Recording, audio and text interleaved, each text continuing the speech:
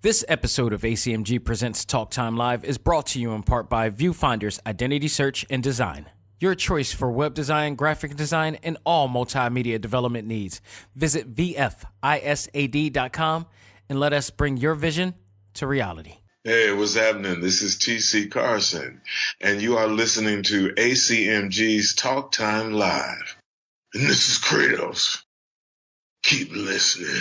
Welcome to the show to give you all the news, views, and opinions in the world of gaming. This is ACMG Presents Talk Time Live Extras Select Start with your host, Xavier Josiah. Power up and game on.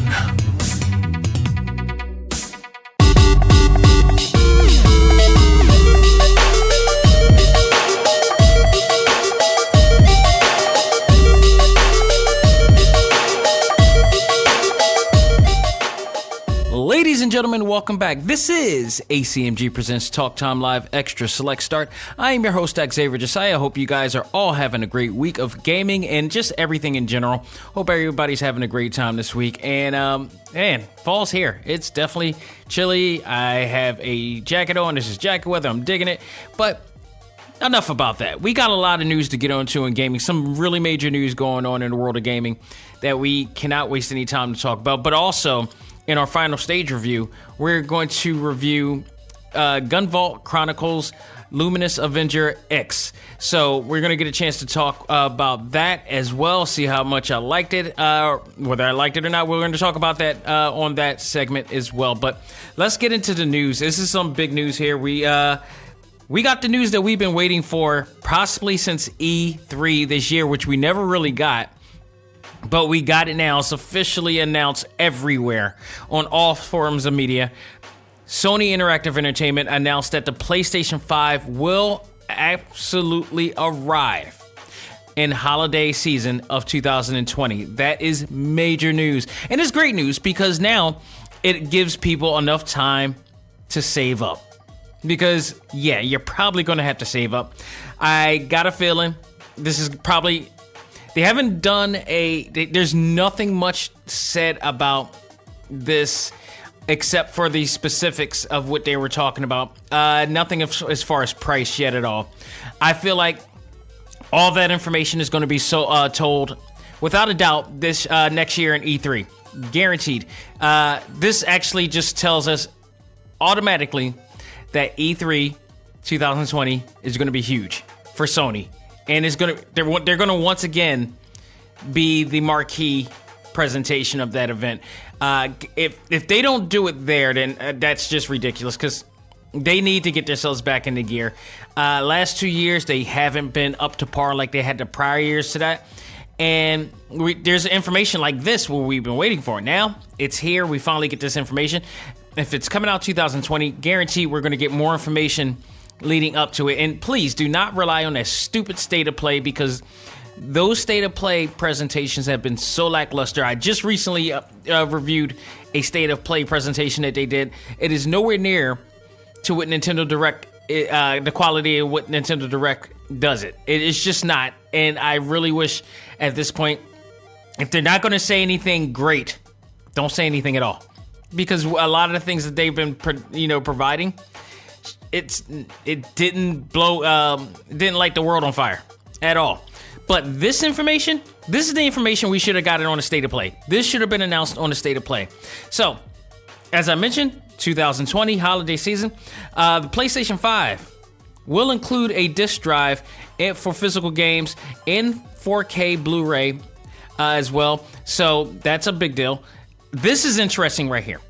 The PS5, the disc, will have a capacity of 100 gigs of space, of memory. That is huge. And when I saw that, I started to question, do we really need that? Do we really need that much? I mean, if you look at games like Arkham Knight, Uncharted, Grand Theft Auto series, Spider-Man, all these games where they have they're beautiful, stunning. They do so much that you could travel anywhere in the cities. You could travel for miles. With 100 gigs, are you trying to create an entire planet at this point. That's huge. That is insanely huge. That's going to be interesting because you got a lot of games coming out, and Final Fantasy VII is one of them, and they said there's supposed to be like a 2-3-parter. I'm assuming that since it's coming out early for the PlayStation 4, that this version is probably going to be like 20, 25 gigs maybe at best, or even 50 gigs at best, depending on how really big this game is. So I really don't know. Maybe by the time it hits PlayStation 5, they'll have a version where all of the parts will be in one. So they'll have that situation. So I don't know. But I feel like 100 gigs is just a lot. That is a hell of a lot. Like some of the biggest games out there, I mentioned Arkham Knights and the Arkham series. Some of those games are like 50 gigs big. So for this one to double, and then you got to also take in part, how many terabytes are you going to be able to get in the PlayStation 5? Because you already get one terabyte with the PlayStation 4 Pro. And if you have a game that's 100 gigs, I mean, do the math. That's going to be, you're going to have, if you got a game that's 100 and you got 1,000 terabyte, you got 1 terabyte, which is 1,000 gigs. You're not going to be able to download too much.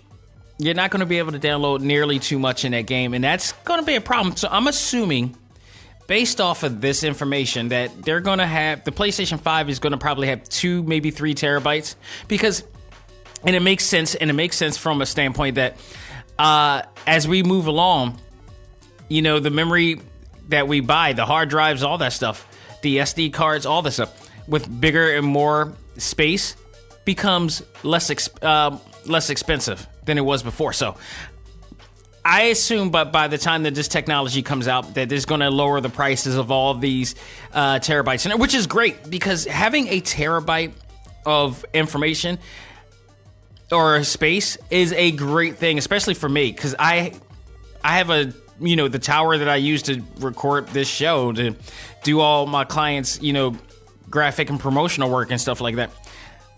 Because of that, and I don't use this to play games, but because of that, I'm thinking maybe like 6 terabytes of hard drive space in here. That's outside of the C drive and all that stuff, because I don't like to use the C drive for much, especially for saving data and everything. I have almost like 6 terabytes worth of that stuff. So it really is, because it's best to have more space to clear out and make sure that you have a very good running tower computer at your at bay. So having that amount of space and cheaper is much better. Like, I go to Micro Center for all my stuff. Like, I hate to just like promote and advertise like this because I'm not getting paid for it, but Micro Center is one of my favorite places. It's a candy store. Rest in peace to my man Chris, who helped me put it all together. That's where he took me to get some of the parts that I did when we put together this tower. And every time we go there, every year that we go there, the prices for terabyte hard drives gets less and less. It decreases even more, so it gets even cheaper and more reasonably priced. So I'm thinking 3 terabytes for a PlayStation 5. That's my prediction. That's my guess on that one, because it would make a lot of sense for them to be able to do that. So, also from the notes that I was able to gather from what I researched, game installation is also mandatory, but console will allow you to just install a multiplayer campaign, for example, or it will install entire games and then delete the single player portion once you're done. So that's part of the solution, but I still think that even if you have like 3 terabytes, that will probably allow you to keep it in. I mean, but geez, that's a lot. It's just a lot. That's really crazy. The controller has also been the biggest thing that's been talked about with this. Doesn't have a name yet, but it contains an improved speaker, USB-C connectivity, and a larger capacity battery, which is good, because I really do feel that sometimes these PS4 Pro controllers don't last long. They really don't at times. So that's a good thing. the ray tracing acceleration in the GPU hardware, according to Mark Senry, lead system architect. So there will be that. There's also a new UI which will allow you to see more detail on what you can play at any time, as well as more on what your friends are doing. So, I mean, that's that social interaction portion of it, which is kind of creepy and scary. But there's that. There's also, it's also said from what I got out of this, is that Bluepoint Games, the studio behind remakes such as Shadow of the Colossus, Uncharted, the Nathan Drake Collection, is working on a PS5 game that is says to be a big one. I can imagine with 100 gigs. So this is great. This is absolutely great. I'm very much looking forward to this. And, you know, there's no doubt this is going to bring major attention. And now, you know, there's also, you got to remember, Xbox has also announced that they were coming out with theirs too. But out of sight, out of mind, we haven't heard from that in a while. We'll see. Again, if anytime I would love to go to E3, it's the next year. Because next year looks like it's going to be... Oh, this is going to be I think this is going to be one of those years that this is going to be one of those rock star years. And it's going to be interesting to see. I predict from right now, Sony's going to give us a date as to when it's going to be arriving. It's going to give us a price as to how much it's going to be. And they're going to announce not only that new game from Bluepoint Games, whatever that is, which could be another Uncharted game, who knows, but also, I predict they're going to announce the new Spider-Man game coming in 2021. That's my prediction. And it's going to be out exclusively for the PlayStation 5. I think that's going to be the game that's going to make people go strictly to the PlayStation 5 and make them have to get a damn console.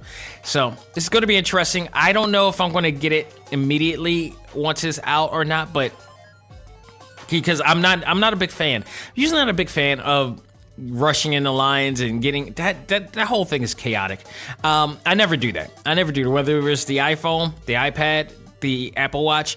The Apple Watch, luckily they were being mailed, so that was a good thing. But whenever a new iPhone comes out, I'm like, I'm never getting in those lines. I don't even think there's a such thing as those lines anymore. I think people just get it sent to their house now. So, but when it comes to the PlayStation and the Xboxes and all the stuff, there's always, let's be real. Whenever there's a PlayStation reveal and release, there is lines out the wazoo. There are like people going crazy for them. There are also, things that happen. So I'm going to possibly wait it out maybe to, month or two, whatever like that, until it slows down. I know when I got the PlayStation 4, everybody already had it. So I'm good with that. I hate being around the craze. It's like, these will be manufactured, people. They eventually will be manufactured. The idea to get a console now is strictly for bragging rights. Even though down the line, we know everybody's going to eventually get it. Virtually everybody's eventually going to get this. So it's just clearly for bragging rights. And if that's the case, I don't really need it. I don't really need it right now. I'm eventually for me, it's inevitable that I'm going to get that system. It's inevitable that I'm going to get certain games. Like, just to have that minute moment of, I guess, of claiming rights and bragging rights, that lasts only but a second in your life. A few days, like a month or two, and you're like, but eventually everybody gets it, and it's not really as special anymore. It's not a big deal. It's really not a big deal. But I am looking forward to it again. I'm looking for everybody to have it, to enjoy it. And it will happen. It will happen. It's going to be a big deal. I wanted to get thoughts on the latest addition to Mortal Kombat 11, which released this week, and that was the Terminator. Arnold Schwarzenegger is in the game. At least I really do think that's him in the game. I wouldn't be surprised if that was him. If that's anybody else, I'd be really surprised. But they are advertising the game, so the movie that will be coming out soon. So I'm assuming that is really Arnold Schwarzenegger's voice in the game. But The Terminator was one of the surprise characters that was in the game, and then a lot of people knew it was coming. The Terminator's been in a lot of games as a special promotional, cameo appearance in, but I think none of them have been more appropriate than in Mortal Kombat 11. He fits right in. The moveset the Terminator has is unique and brutal.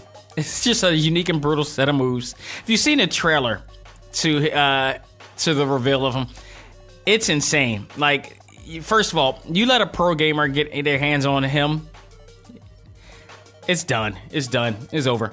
He can use his signature double barrel sawed-off rifle, most famous from T2. He can also do other things. He has other abilities such as teleporting, jumping towards you with a sort of a pro wrestling hammer fist style move, and the ability to turn into his cybernetic skeletal form. He also has Eon grenades, infiltration, what they call an infiltrator toss, which is it's just bad. Terminate mode, which is kind of like a shield that you use, and it doesn't allow you to get your gauge to go down as much, and I believe it does provide a little bit of an extra amount of damage to you as well, to your opponent as well. Cyber Rift, which is kind of a power wave move, is one of my favorite moves that he does. He can also do what is called the Running Man, which is similar to the Cabal's sprint move, but the name of it is a play off of another Arnold Schwarzenegger movie, which is kind of funny. It's very Ed Boon thing to do. His real strength is actually in the combos, to be honest, but because the combos are kind of easy to pull off, but if you're a pro gamer, if you're an elite gamer, so to speak, you can do some real damage with this guy. I think he's really damaging when it comes to combos. You don't even have to do some of the moves as much. Just comboing. Like, there's the one move where I believe, like, you knock him up, you kind of uppercut him, but he grabs you and grabs your leg and slams you down. It's nasty. It is absolutely nasty. So you got that. The customizations of him in the customization mode comes from with a range of jackets, t-shirts, really funny t-shirts, by the way, too. Like, they have one with him wearing a Mortal Kombat t-shirt with the Lin Kuei actual symbol. It's really fun. It's really funny. Range of other t-shirts, sunglasses, grenades, which you mostly earn from Tower of Time, of course.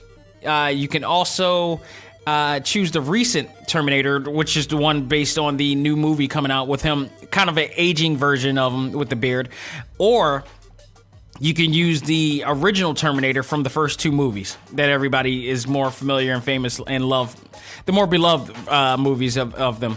This new Terminator movie, by the way, is said to be directly after T2, which should have been in the first place. So I may actually want to go see that movie. I think James Cameron is. Now, I don't know if he's directing the movie. I gotta look, but I think he is highly involved with this one. And if you guys ever watch T2, if you ever watch Terminator 2, honestly, Terminator 2, in all seriousness, is possibly one of the pioneering blockbuster movies. That was the first must-see summer blockbuster that I remember. Nothing before that ever was like that much anticipated. And I believe Terminator 2 started the trend of summer blockbuster movies. Like, every summer after that, everybody was trying to be as good as, Terminator 2, because James Cameron changed the game when that movie, much like The Matrix did when that came out. T2 absolutely, it changed everything. It really did, because I don't think there was a market for summer movies as much as it did with that. There were great movies that came out so often, but that one, the way that they produced it, the way that they advertised it and promoted it, it was a must-see epic event. Unlike anything we've ever seen before, especially when it came to sequels too. Like, sequels were never really a sought-after thing. I know there was like Superman 2 and all this stuff and yada yada, but T2 did something that, and to this day, like if you watch Terminator 2, it actually still holds up. And everything from, you know, special effects, from just acting, you know, character development, narrative, everything, dialogue, all that, it still holds up. And that's why that movie is so near and dear to people right now. And why Terminator's lasted this long. Not because of the movies after Terminator, but solely because their love for Terminator 1 and 2. Plain and simple. So that will be very interesting to see. But, you know, the game, it's really good to have them on here. And I absolutely love it. The fatalities in this game that they have for him is really excellent, too. The first one has the Terminator blow his opponent's kneecaps off, which is very Terminator-esque. Very common for that. He blows his knees out with his signature rifle, then teleports him, cuts off the legs, and teleports him where he can't go, where the character, you know, your opponent can't go anywhere. And he ends up your opponent ends up in a future where all of the T-100 models are there, killing everything, and they spot your opponent and kills them, blows a hole right through their body. That's the end. That's so brutal. That's so cruel. The other one is kind of just like flashy because the second one has the Terminator run you over with his motorcycle as he's riding it, which has you flying in the air. He slides off of, kind of just walks off of the motorcycle as the motorcycle's still running, takes out his signature rifle, and blows you to pieces as you're in the air, mid-air. So that one's a little bit flashy, but it's still cool too.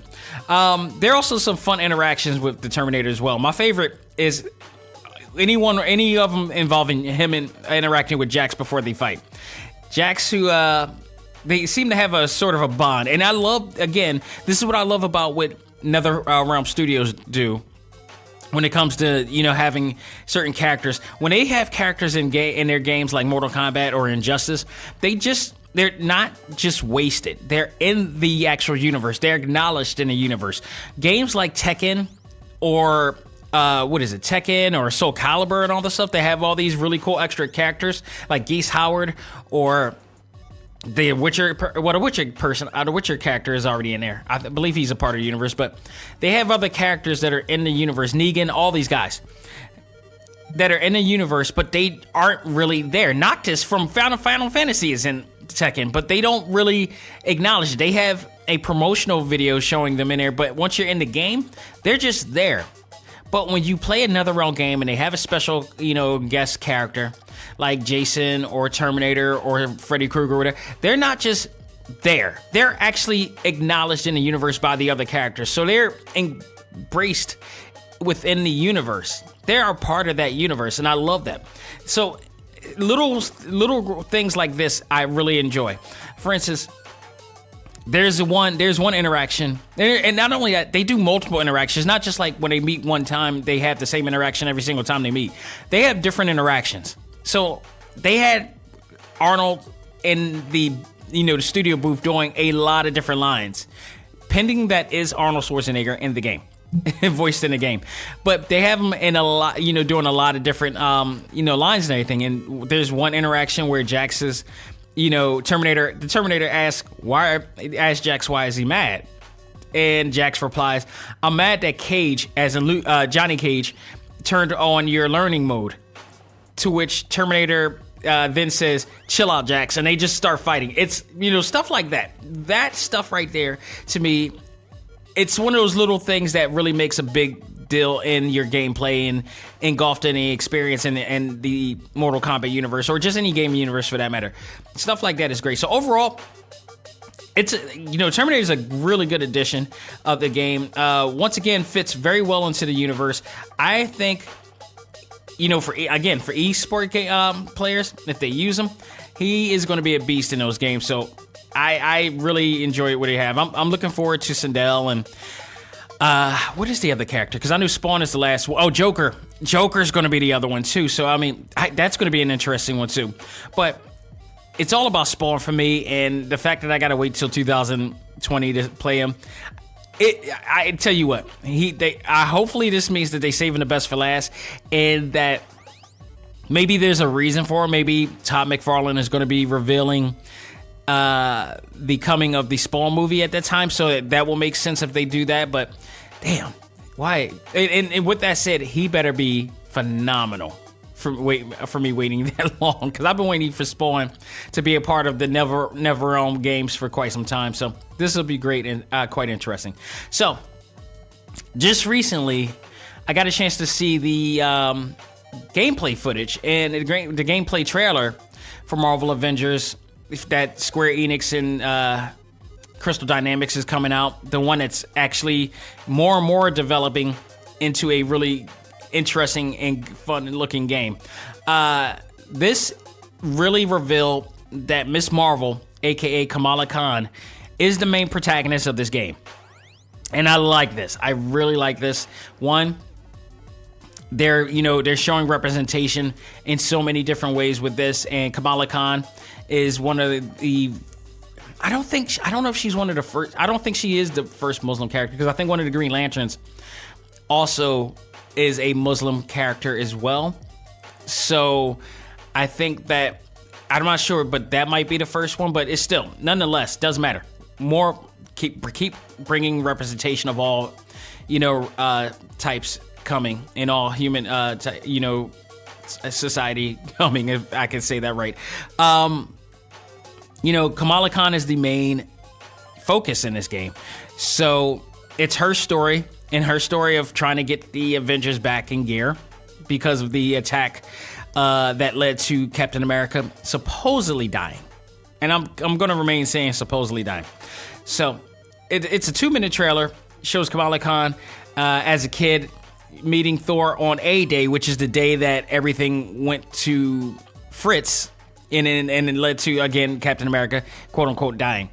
Then they switched to a clip that shows the teenage Kamala telling Bruce Banner that she stole data from AIM, which is the evil organization that, if I'm correct, and if they're doing this right, this may lead to MODOK being in the game and possibly being one of the main bosses of the game. Now, very interesting. They didn't show gameplay footage of Kamala Khan running, fighting, and stretching. Like, her gameplay looks really good. I believe we talked about that last week as well. So you got to see more of that going on. And that's interesting. The belief of this story is that AIM is responsible for creating the Terrigen Mist, which created Inhumans. Now, there are a lot of different storylines, both in the comic books and the Marvel Cinematic Universe, as how the Terrigen Mist was created. In this universe, which the hardcore fans are probably going to make a big stiff about, is that AIM is the one that created the Inhumans. That's what it's sounding like in here. It's not by the Kree or anything. It's it's AIM. So I find that to be very interesting as to why they decided to go there, but it is what it is. Bruce and Kamala then meet up with Tony, who does not want anything to do with helping them prove the Avengers wrong. And he also believes that without proof, there is not going to happen. And the final footage shows, before I even go to final footage, the actual scene shows Tony is like, without proper proof, there's no way we could do it. And he then noticed that Kamala has a thumb drive of information, and that stops right there. In the final scene, it shows Kamala and Bruce on taking a road trip, and it has the sound of Kamala slurping the last bit of soda from her cup, which is actually annoying Bruce. So it's a interestingly fun game. This is going to be a heavy story-driven game. It looks like, for all the footage that I've seen and everything that I've seen from this game, that this is heavily influenced by God of War. As far as gameplay, as far as story development and such, and narrative. A lot of this is very heavy. A lot of it stems a lot from what I see in what we all seen in God of War when we play that game. So, like I said it before. If you're going to copy a really successful game, why not God of War? any of the God of War series in particular, but this one especially. So God of War is a trend-setting game. It always has been. It always will be. when it's all said and done, when we look back years from now, God of War is probably one of the game-changing, franchises in gaming history. Every time it comes out, it always inspires other game developers to take from what has been used in that game for their own use. So, in hindsight, this will be, as much as this is a Marvel game, this will also possibly be known as a God of War clone because of it. Because a lot of what they're doing in this game is a God of War clone, which in hindsight can be said to be a Gears of War clone, because what they did in God of War is just take from what they did in Gears of War. And that's basically the third-person shooter element, but this is more like a third-person melee or brawler type of game with some RPG elements in there as well. So, in some cases, yeah, that's the way you're going to have to take it, but that's the reality of it. It is a clone of something that's took from something in there. So, we did a poll again on the A.C.M.G. Facebook group asking folks about what they thought of the trailer and the gameplay. 93% loved it and thought it looked great. A really swapping 7% said they were not feeling it. Now, the person who did vote and said they're not feeling it said that he wanted to see more characters. And as much as I wouldn't mind seeing more characters as well, not every game has to have characters in order for it to be fun and good. Especially when this is going to be a very story-driven game. So there's really no point. Like, if you compare this to Ultimate Alliance 3. Ultimate Alliance 3, it was more about gameplay than it was story. Like, the story was fun, but it wasn't deep, and it didn't grab you in. It was just purely to have a great time fighting while having a somewhat story to go by. But it wasn't heavily story driven. But it was meant to just have a certain narrative and have a lot of fun, along the way. Whereas this is really heavy on story. So their thing is to have a really good story and have somewhat of a good gameplay as well. I think it feels like story here is first. And then gameplay which is also important, but you want to make sure that they get the story, as good as well as the gameplay. But I feel like this is more story driven than it is going to be anything. So if it's story driven, you can only have but so many characters in the game. You can only focus on so many characters. So this is, if you're looking for a game, an Avengers game with like multiple characters, get a Nintendo Switch if you don't have it already, and go get Ultimate Alliance 3. You will not go wrong with that anyway. If you're looking for something that is more story driven, this is probably going to be your game. This is guaranteed going to be your game. So that's what you should go with from that point on. So, but I'm looking forward to it. I just absolutely, I will be investing in it when it comes out. So, look forward to that in 2020 from there. A game that I said that was coming out last week, that was coming out this week, is officially out. And this is one of the rare online reliant games that I ever played on a mobile. And that's Asphalt 9. Asphalt 9 is one of the only racing games I truly enjoy. And solely because of the design of the game, the beautiful looking vibrant colors that this game provides. And it's just bright, colorful, and the cars look real.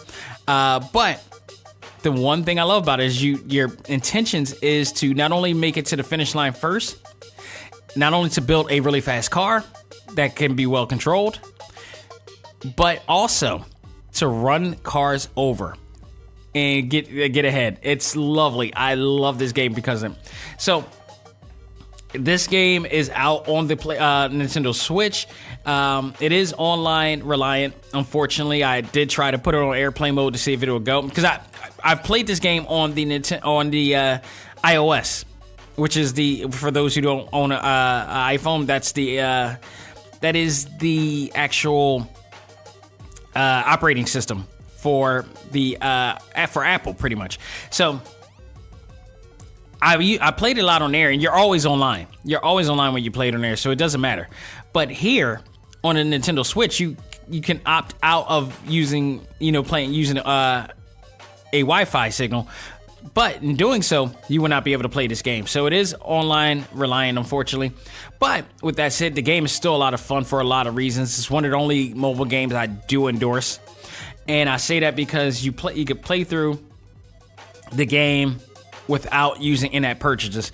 You can grind through the game and play the matches over again, or if you want to, they do have a $20 bundle pack in the game in there, which kind of gives you a little bit of a head start of everything. You get a few more cars, you get some currency, stuff like that. Unlike other mobile games, there is a lot of different modes that you need to go into, but it's not as complex or convoluted as the other mobile games that they have. I don't understand why they have so many different modes that you need to go into in there. It's just too much. Mobile games sometimes can be overwhelming because of all the features that they have in there, and it's like useless features that'll try to lead you into buying in-app purchases or getting other things. You just want a really easy to go experience, and I believe Asphalt 9 does that for you.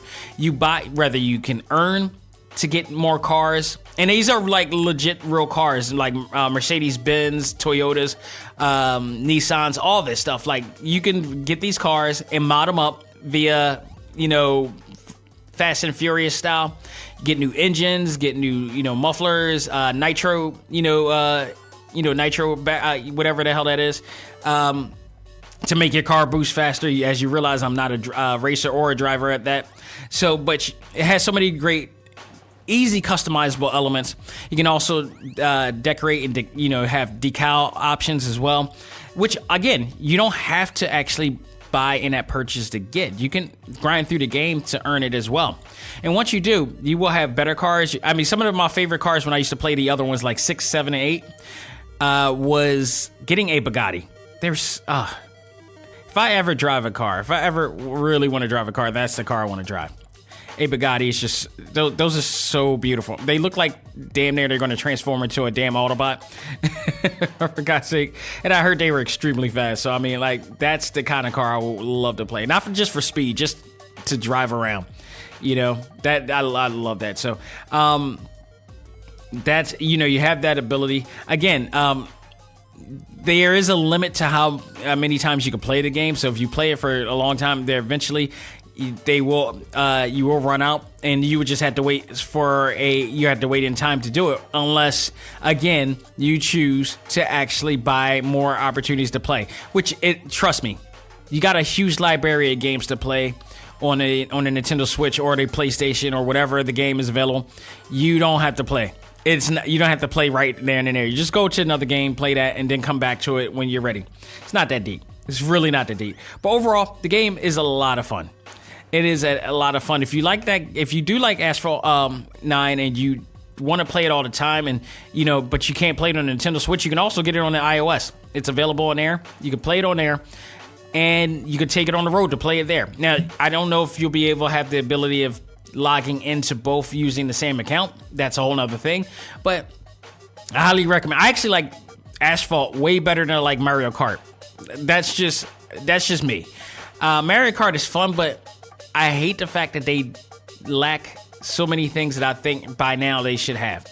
But as far as racing and everything, this is a great, exhilarating, game to play. And it actually, for me personally, it's a stress relieving game. Just being able to, you get pissed off one day, and for those who like road raging, I don't know if this may be the best game in the world for you, but this is a game. Like, if you want to road rage from a virtual experience and not the real world, this is the game to do it. This is the game to do it in. So go out of your way to check that out. It's available right now, and then actually it's free. It's free to play, and again, that's one of the things that always kind of puts me, on edge and has me using critical thinking. But by doing so, I did check it out, and I actually enjoyed it. So this is one of those games. This is one of the rare games that I say go get, and you don't have to get a damn thing. You don't have to pay for a damn thing in this game to play and enjoy it. So go out of your way to check that out. And I guarantee you're going to enjoy it. Folks, that will do it for this segment of this show. I'm going to take a break, come back, and when we come back, we're going to review in our final stage review, Gunvolt Chronicles Luminous Avenger X. We'll do that right after this. Ladies and gentlemen, this is Dak Xavier Josiah, the host of A.C.M.G. Presents Talk Time Live, the podcast. You want to catch up with all of our podcast shows and hear from some of the hottest names in all of anime, comics, movies, and games, such as... This is Miley Flanagan, the voice of Naruto. This is Stephanie Shea, the voice of Sailor Moon. This is Ruben Langdon, voice of Ken Masters and Dante from Devil May Cry. Hey there, this is Kyle Hebert, the voice of Ryu from Street Fighter V. This is Chris Battle, character designer of Teen Titans Go. Here's your chance to check out all of that and more on TalkTimeLive.com. TalkTimeLive.com provides all of our ACMG content with new and previous episodes, exclusive interviews, articles, and much more. Visit TalkTimeLive.com and let us help you learn to let go, live life, and love all things ACMG. Talk Time Live.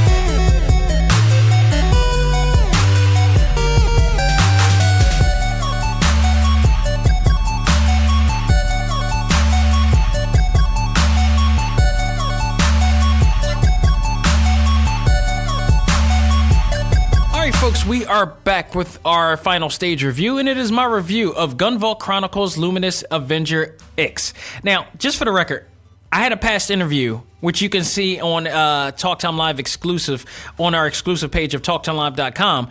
Myself and a good friend of mine, Matt Papa, from Japan. He lives in Japan. He works for Inti Creates, and he's been a part of all of the Gunvolt games for the past few years that he's worked there. He's worked there for quite some time.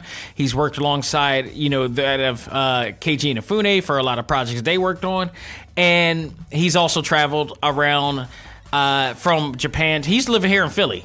But it's a great story that you can also hear on the interviews that I've had with him and his girlfriend, Trombone, that she goes by the name of, really talented artist, done a lot for DJ Cutman and a lot of other guys that had the pleasure of working with as well. But she, both of them just decided to go and move to Japan, and they ended up working for, he actually ended up working for Inti Creates because he always wanted to work for a game company. He's always been into retro games, and this was like the perfect fit for him. So he's been involved in a lot of the AZURE GUNVOLT series, and I'm pretty sure he was involved in Luminous Avenger X, which is Gunvolt Chronicles, which is actually the spin-off side story involving the character known as Copen, who is, if you've played any of the AZURE Gunvolt series, he's been a part of that as well. He's actually in Gunvolt 2, but this is his own actual side series. And this character, very much like Mega Man character Zero, they've not hided from the fact that this Gunvolt, the AZURE Gunvolt series, was to be an alternative for a Mega Man at a time when Mega Man games weren't actually being produced. There was no, at the time when Gunvolt came out, there was no announcement of Mega Man 11. They started doing some retro versions of the game, but this was kind of the alternative to that. So, and they're continuing to make these game franchises as well. But if you played the very fun and action-packed AZURE Gunvolt series, and as well as you also being a fan of the Mega Man series as well, they provided. So this is another one of those type of games that you're side-scrolling action games that you're gonna love here. And of anybody there are quite a few Mega Man alternative games. I don't want to say clones today, but it as much as kind of is, but I would say alternatives. This series of games is absolutely an alternative as opposed to a clone, because unlike the other games that are technically actually clones of Mega Man, they do provide a bit of contrast as far as, character development, as far as, character design, as far as the way that you play these games. There are some similarities to Mega Man, but there are also some distinct differences within the Gunvolt series. And Gunvolt Chronicles and LUMINOUS Avenger X does play differently than a lot of other Mega Man games style games that I've ever played. So to me, this is an alternative as more than is a clone. So I want to specify that as much as I can in this review here. This cult series has collected quite a following for Inti Creates, and they continue to expand on this universe. And I like to see that they're expanding on this now that they're focusing on Copen, which is actually the character that they're based on. The story, in its essence, or in its simplicity, is based on in the near future in an unknown nation where people known as Minos, which is to be humans without supernatural abilities or powers, are being hunted down and terminated by a group known as the Institute for the Promotion of human evolution, also known as Samaragi, to say it short. It's a very long name, but all through the game, they do just point out and just say Samaragi to make it easier. Only the Legend of the Luminous Avenger X, aka Copen, who we know from the AZURE GUNVOLT games, can hopefully help rid the world of this terrorist threat. So, the main character, Copen, is very reminiscent of Mega Man character Zero, as I pointed out. He is a very stern, he's very focused, very much of an anti-hero character with his own distinct style and abilities. Thanks to the use of an AI, spheroid named Lola as well. So you're kind of a tag team here. It is that reason that this character truly contrasts from the Gunvolt gameplay, making his experience worth playing. Gunvolt, I would definitely say the Gunvolt series, when you're playing Gunvolt, he is a little bit easier to play because he's just kind of the, what you expect out of a Mega Man-esque character in a sense. But playing as Copen, there's a slightly bit of a technique that, to master. If you look at the demonstration video that they have in the game, whoever's playing that game is an ace. Like, I don't know if there's somebody actual gameplay or is that just a computer playing through the game, but that is ace. Like, you can't play the way that the demonstration played, like when you first play. Like, you gotta really get the feel and flow of how you use Copen in the game. It takes a bit of a learning curve at first. So I just want to point that out. It's like he's not the same. He's not exactly the same. You got to play him in a total different way. In this side-scrolling adventure, you take Copen through 12 stages where you fight against a horde of enemies and very powerful members of the Samaragi. As you play through the game, you will have different abilities from defeating the Samaragi, as well as some help from the spheroid AI unit known as Lola, who randomly goes into idle mode and helps you with her song, which absolutely sometimes powers you up and helps you out through the game. It's definitely a good addition. How you're able to utilize that is from just basically talking. There's a certain mode before you go into the mission and select a mission where you talk and you continue the dialogue of the characters. By talking to them, it allows Copen to have a more warmer feeling and gets out of that anti-hero, stern type of feeling, actually start to gain emotion and feelings, because he's just so close. He's a very closed book.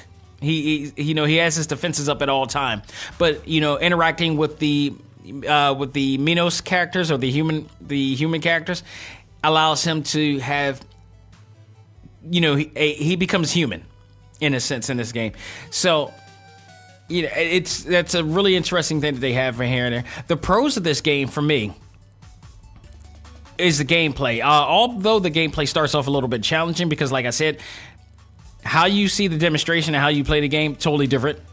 The game becomes a lot more fun and easier to play when you master it and how Copen is through. So the learning, does take a bit of learning curve. I do suggest reading the manual in the game, which I do appreciate that they do have the manual at least in this game, because a lot of games like this does not have a manual, or not a detailed manual like you would see in this game. What I love about the manual in this game, I do give credit for the manual design in here, is that it mimics old school manuals that you used to see when you used to buy PlayStation games or Nintendo games, and you open up the booklet and stuff like that. Now, I no longer get physical copies, so I don't know if they still do that with the games. But when you used to get a PlayStation game or a Nintendo game or a Sega game, some of the coolest things about getting those games was getting the instruction booklet, which is, the manual that shows you how to play the game. And sometimes they would have some really cool graphics and artwork in there in the game, and they really make it special, and which gives you more excited to play the game. They kind of did that with the manual here, so I give that a positive as well. So the manual design in here is really good, and it gives you an idea how to play the game. So once you do, you'll love the game even more. The game's RPG elements allow you to level up and become more powerful of a player. Leveling up is also an easy way to do with no fill. Let me rephrase that. Leveling up is also easy to do with no fill or of too much grinding in the game. So that's the one thing. Just play through the previous stages of the game before going into the newer stages, and you'll go into the game a lot more powerful than before. And it becomes a lot more easier and a lot more fun to play as you go along. Along with that, you will also have the ability to customize Copen. By defeating enemies through stages, you'll earn in-game currency, which allows you to upgrade Copen's ability, such as acquiring extra bullets. And I'm telling you now, you want to get extra bullets, like at least 5 of them. You could get more than that. I don't know how much you can max out to, because I haven't gotten to that point yet, but I've got at least 5 bullets, and they do help amazingly. If you keep tapping, as you keep, the bullets help you basically. They're your shield. It allows you to take hits before losing actual energy. So the idea is that you need to keep track of them as you go along, because you can use them to like zigzag everywhere. And do that, or you can also use them for other abilities. But you can, most of all, they're your shield before you get your hit points taken. So the idea is that once you get your bullets decrease, you need to double tap, down to refuel to refill them. And that way you can, stay without getting hit and dying in the game. So there's a certain technique to that, and it's not a hard technique to do. It's really easy as things go along. But the more bullets that you have, the more it helps you in that game. Your OD drive, which is your overdrive auto recovery, and the overdrive is basically your energy that you use for the extra abilities that you have with Lola as well. Your overdrive guard up and more, which are most when fighting, is best used for fighting the Samaragi. Absolutely, I highly recommend that you load up and you start, getting your currency up and start purchasing this more and more. I haven't gotten all of them, because there are some of them that require an enormous amount of currency to get. But I did go through the entire game without having to buy all of them anyway. I think it's just extra. All of the ones that are expensive, just extra stuff that for after the gameplay in here as well. The EX weapons shortcut options is also great in here, because they help you quickly use your favorite EX weapons to flick with the flick of an analog stick. So you can go into the options and set that up. Basically, like if you like a certain one that helps you gain more of the advantage as you run through the stages, you can easily set it up for the weapons gauge, the shortcuts, and just flick it with your analog stick, and it'll automatically come up. But you can also hit the L and R trigger buttons to also use them as well. But these are to get the ones that you absolutely want to use quicker and faster. So graphically, the retro-inspired game continues to provide a beautiful and stunning display of character design. Really huge sprites this time too. I noticed that they were just like Gunvolt 2. This one was a lot bigger than before, so they're a lot. They managed to add a little bit more larger scale to these sprites this time.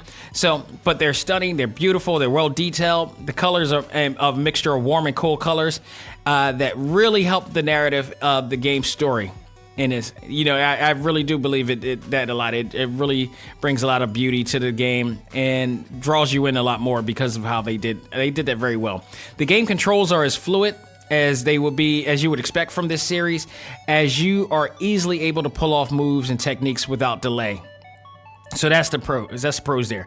Not too many cons in this game, but the ones that I do, it wouldn't mind helping. And at the end of the day, it's not really that bad, but I would have loved for them to have a more detailed demonstration mode video, much like like you see from Smash Brothers, on how to actually pull off some of these moves. I mean, the manual is great.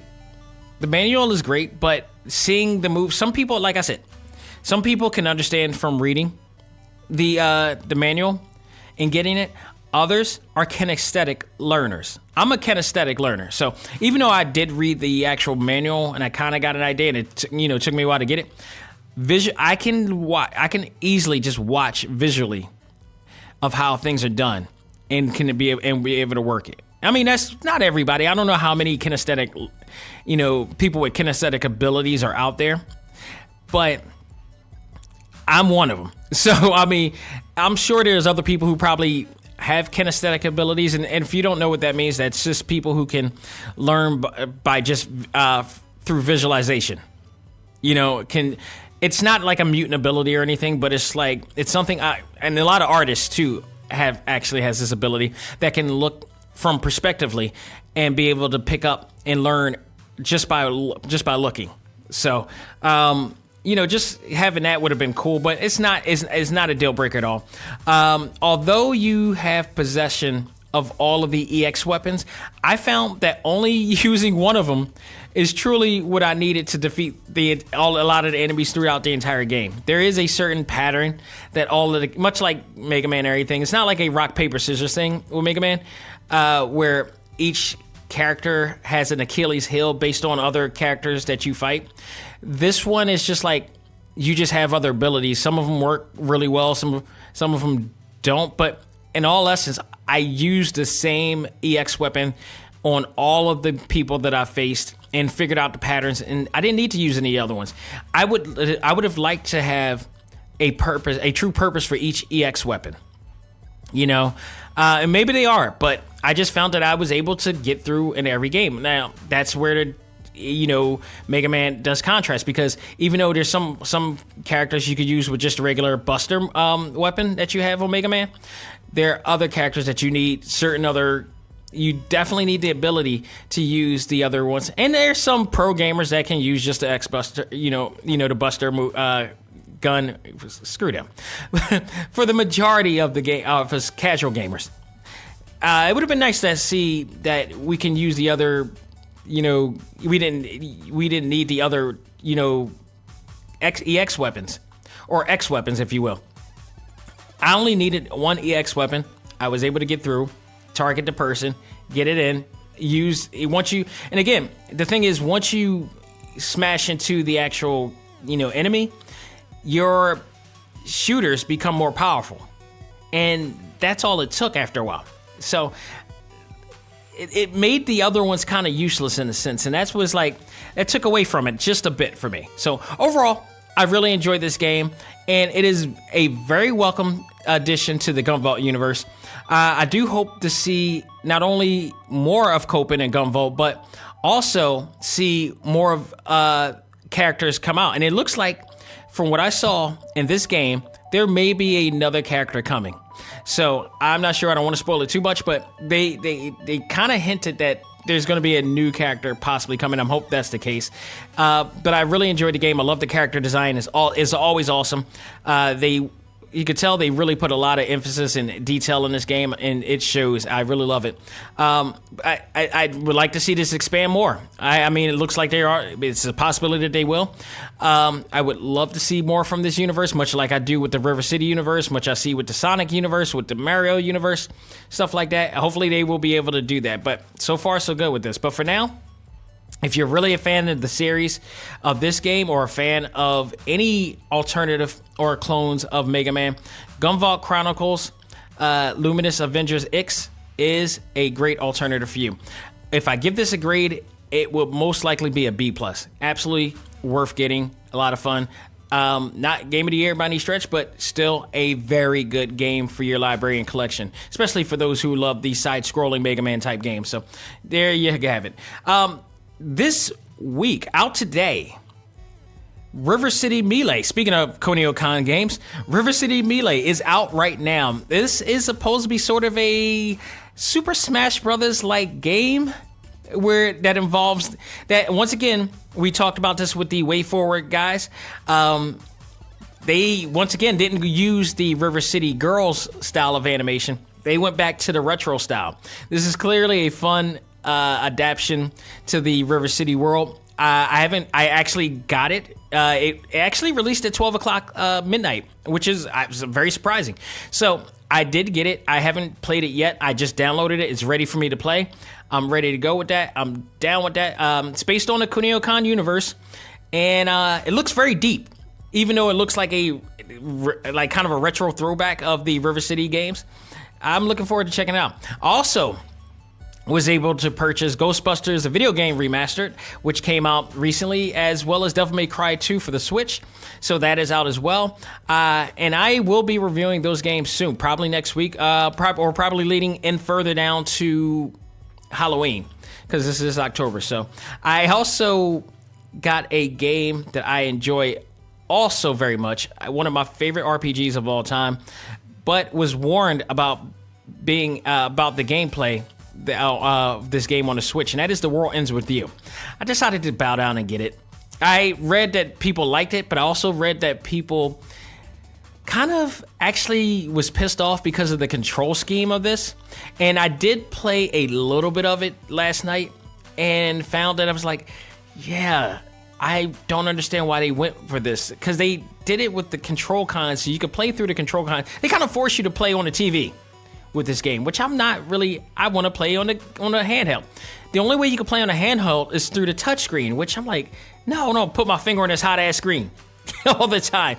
I really wish they would, but I will play it, see if I enjoy it. There's supposed to be some extra things going on there, so down the line I'll probably give my thoughts on that game as well. Also next week, the premiere and debut of Overwatch comes to the Switch. I will be checking out and giving my thoughts on how that looks and plays on the Nintendo Switch. As you know, I'm now connected with that game in so many ways, as well as the US debut of Ninja Savior Return of the Warriors, the remastered version. Got a chance to play the original version on the Super NES. As well, I will be playing this one to compare and contrast. There is some differences in this game, both visually and gameplay-wise. So there, I will be checking it out. As I mentioned, no show this week, or this Sunday at best. However, I may come on the show next week to talk about the movie that I've been waiting to come out, that a lot of fans have been waiting to come out. El Camino, a Breaking Bad movie, comes out this week, and unfortunately, I won't be around to watch it. And the only place I can watch it, I can't, because there are kids around where I'm going to be going. So, I gotta wait till I get home to watch that movie. But damn, rest assured, I'm gonna watch that movie, and I swear to goodness, if I get spoiled by this movie, tread lightly. That's all I'm gonna say about that. So, folks, that will do it for this episode of Select Start. I hope you guys enjoyed it. Last thing I want to point out is that next week I will be having a new exclusive Talk Time Live with a returning group of guests, and that is none other than the Stereo Titans, Philadelphia's most hardcore comic book based rock band, is coming out with a new album, as well as some new exciting new projects that we will be talking about along the way. I'm looking forward to talking to these guys. If you were around and listening to this show way back when I was doing the social media contest, the Omega Fist tournament, which I do miss. I do miss doing that tournament. It was an awesome tournament. It was my fantasy comic book tournament that I did, and it actually were actual prizes, sponsorships, all this stuff back then. It was sponsored by some really good guys back then, and some really special guests that came along there. The last Omega Fist tournament that I did, the Stereo Titans offered music from their first album, Breakaway and Bumblebee Weed, which was some of my favorite songs. It was so good. I love that. It really added on to the Makerfest tournament and the production of the Makerfest tournament for me. And also, I went to go see them live. And I'm telling you, if you're a comic book fan and you're a metal band, a rock band, you put these two together, you got the Stereo Titans, and it's awesome. It is an awesome thing. I recorded one of their performances, and people went crazy over this thing. I'm telling you now, you're gonna want to listen to this. These guys are a great group of characters. I don't know if they're gonna be in character in this. Their theme is kind of a Gwar type of thing, but not like gratuitous like Gwar. They're actually just comic book characters. They portray themselves as comic book characters when in music mode, and in and outside they're great group guys. A great group of guys, and I'm so looking forward to having them back on the show next week. So stay tuned for that and much, much more, folks. That will do it. Again, check us out on TalkTimeLive.com. Check our exclusive interviews with the Stereo Titans and many, many more on our exclusives page, or contact us on TalkTimeLive.com/exclusives. You can also check us out on iTunes, iHeartRadio, Stitcher, Google Play, and Podbean. Thank you all very much, ladies and gentlemen. It's been great. That will do it for this episode. On behalf of myself, this is Dax Xavier Josiah saying, learn to let go, live life, and love all things anime, comics, movies, and games. This is ACMG Presents Talk Time Live. I am out of here. Take care and have a good one.